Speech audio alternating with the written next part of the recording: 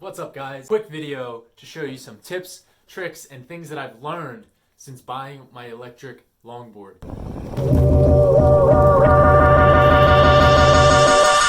We got all kinds of stuff that I've learned as I've started riding that you can do to enhance the experience. A few things. So, first and foremost, if you longboard, then you probably know what happens to your thumb as you pick up. As you pick up your longboard, you will find your skin getting shredded on the grip tape.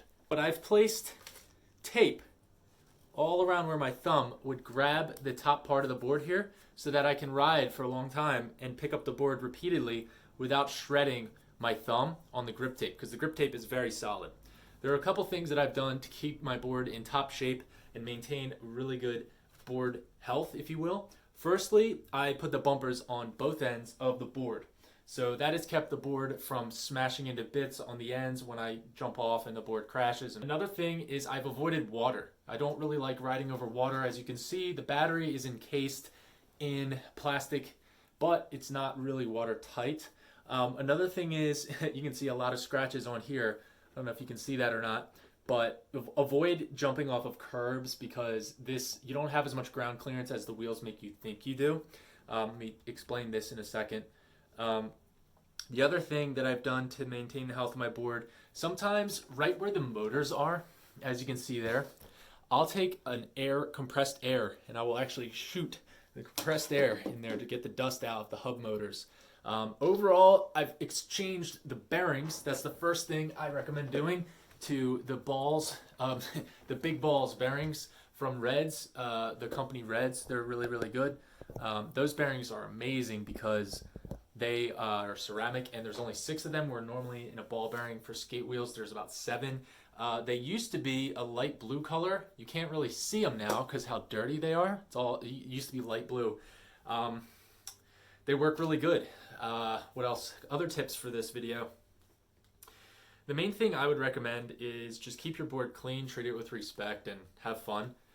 The other things that I've learned from riding are these. So this weird headlamp is actually for night sight. So what you do is you can adjust the brightness. So right here, you can't really tell what's coming at you. But if I have this on, I can actually adjust the angle of where the camera aims. And it may look super corny, maybe kind of stupid, but trust me, when you get caught out riding and it's getting dark outside or a little bit dim, and you don't really want to have, yourself hitting these little rocks that are just big enough to cause you to fly off your board, and this gives you that extra confidence to ride a little bit faster as it starts to get dark out. Highly recommend this. Now, this specific one is from Energizer, and I actually, even though it's a brand of a battery here in the US, I actually really like this thing a lot for if it's getting dark. You can use it to ride at night. I have done that through quarantine back in a few months ago when I was getting house sick, being stuck at home, but I don't recommend it. So let's jump into the next thing. For the remote, always put on the lanyard, because if you fall, typically, if you have to drop the remote for whatever reason, it keeps it from smashing into the ground into a million pieces.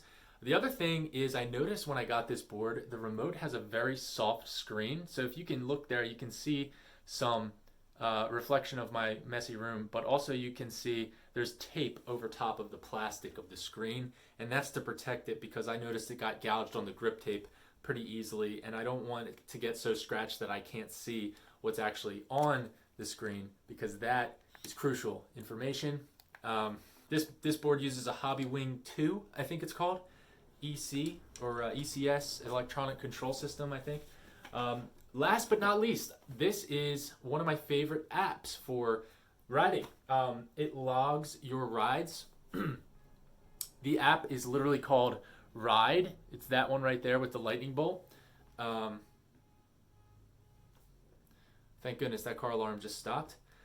What this app does, it's really, really cool. I should do a screen recording, but just in the sake of time so you can get back to your day, I'll show you the screen here. It shows you a geographical log of your entire ride. That little rocket icon, if you can click it precisely, it will show you your top speed from your ride. You can, whoops, hold on. You can zoom in, zoom out, and get a geographical picture of your entire start from where you hit the start ride button all the way to the end. The other stats it shows you quite a few stats. One is average speed for the ride, which is an amazing thing to have because it will let you know overall your average speed, which the remote doesn't tell you. The other thing is it will show you your absolute top speed.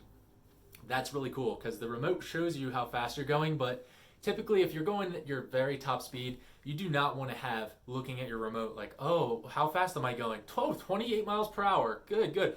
Oh, there's a car. There's something I just hit. It shows you your total distance on that particular trip.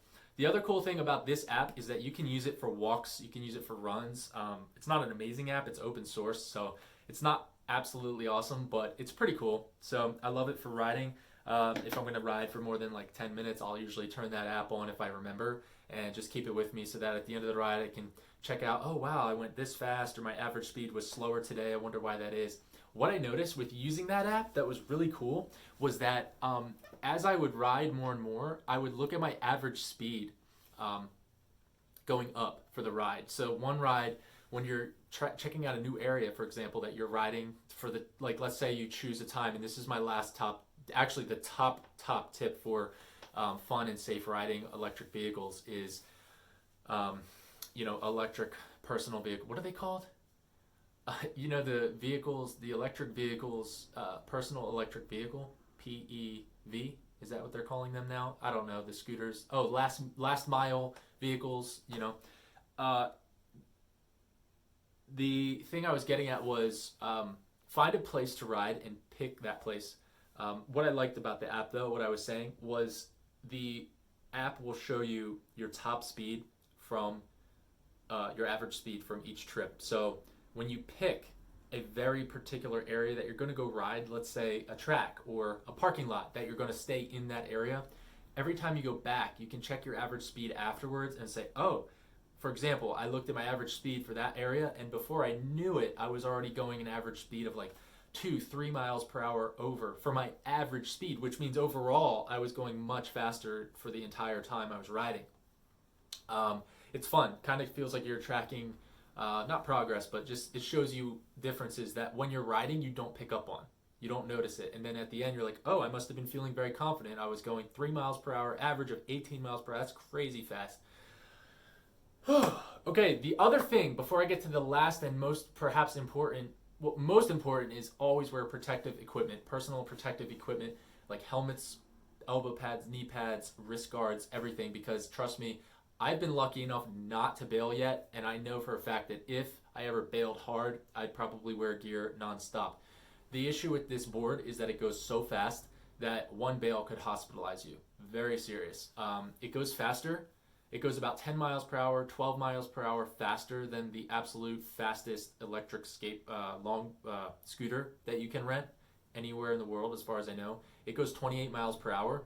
It has momentum. The board itself weighs like a whopping 30, probably 25 pounds. It's not light. With the motors, the drivetrain, and the wheels, it's heavy. So there's momentum involved. Your body weight's momentum. I could easily see snapping up some bones if you're not careful. But wear the gear. If you're going to go intensely fast, I recommend wearing like a motorcycle jacket, something that if you fall, you can slide on, stuff like that. But most importantly, the helmet. The helmet, absolutely do not skimp on a helmet. Get a nice helmet. I also recommend, this is the top tip. When you first get your electric vehicle, whether it's a one-wheel, an electric longboard, or even a scooter, right? Start riding it in an enclosed area so you're encapsulated from outside dangers. What I mean by that is if you have a basketball court you can access, or an outdoor tennis court when no one's using it, or something that would allow you to ride around, like a parking lot that doesn't have cars in it because it's after hours. So what I've done is I found parking lots that after hours and on the weekends are almost empty. And they're well-kept parking lots. I think they get swept and cleaned occasionally, so there's not a ton of debris. The asphalt's in good condition. It makes it a lot of fun to ride because then you can focus on actually challenging yourself and riding and just having a good time on the board, and not thinking so much about, are there cars coming? Am I going to get hit? what am I going to run into in this debris? Like, what kind of rocks am I going to hit? Is there a pothole up ahead? That kind of stuff is something I don't do much city riding at all, so I don't know about that. I really just ride for the joy of riding. So I'd recommend doing, if you're using this as a personal vehicle, be really careful riding. Before going out onto the city streets or commuting with it, I would recommend taking it to parking lots at least and getting used to the vehicle. Get used to all of its quirks and features, as Doug DeMuro says with the car channel. Get used to the board and know what you're getting yourself into. When you're riding around on the parking lot, you can find what speed you're comfortable riding. You can focus on the board, and then when you get out into the busy world, you can look around and have your head on a swivel, being really careful and not getting hit by any other vehicles. So that is a key. Recommend that highly. I'm thankful to have found a very large multi-site parking lot that is like multiple office buildings, all with this one giant parking lot essentially, that over off hours there's almost no cars there, and that allows me to ride around and have a blast and be careful while I'm riding as well, without getting in danger of hitting my vehicle into any obstacles or other people. There are sometimes people walking, but that's enough for this video. I hope you found these tips helpful. If you have any questions for me about the Ownboard, specifically the Ownboard W2, specifically with the setup that I have, which is the larger wheels, let me know in the comments down below in the description. We'd be happy to answer the questions. I am thrilled with the board. I would absolutely recommend it. A lot of people have been asking just to hear about more what it's like to own it. It's really, it's a fun toy. Really, that's what it comes down to. You could use it for commuting. I don't know how durable it will be over time.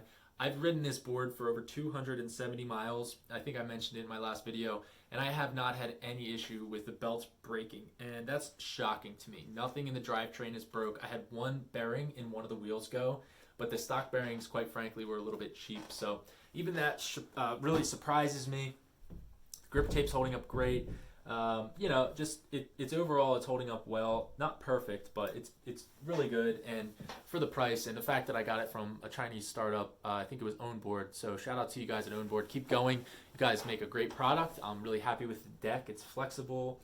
But tips for riding, guys. If you have any other questions, let me know down below. A lot of people want to know things about it, and so I'll be happy to answer those questions for you. Much love. Peace.